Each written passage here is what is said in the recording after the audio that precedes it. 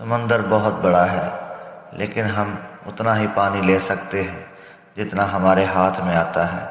اسی طرح اللہ پاک کی نعمتیں لامحدود ہیں، لیکن ہمیں اتنا ہی ملتا ہے جتنا ہمارا ایمان اور یقین ہوتا ہے۔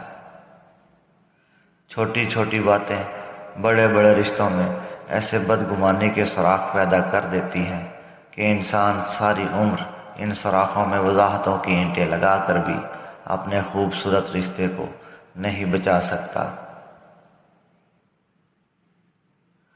ہم سب اپنی زندگی کے کسی نہ کسی مرحلے پر زمانہ جاہلیت سے ضرور گزرتے ہیں۔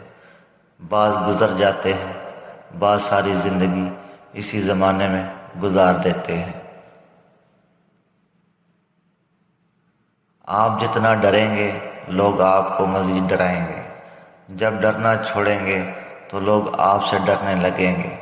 غلط بات پر خاموش رہنا چھوڑ دیں، آپ سے کوئی غلط بات کرنے کی ہمت نہیں کر سکے گا۔ خاموشی اختیار کر لیں، مگر ہمت کریں گوشہ نشین ہو جائیں، مگر اپنا معیار مت گرائیں۔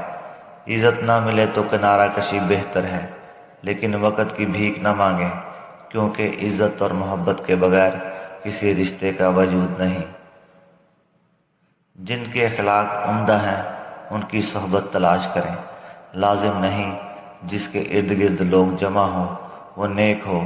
لوگ تو مداری بھی جمع کر لیتے ہیں۔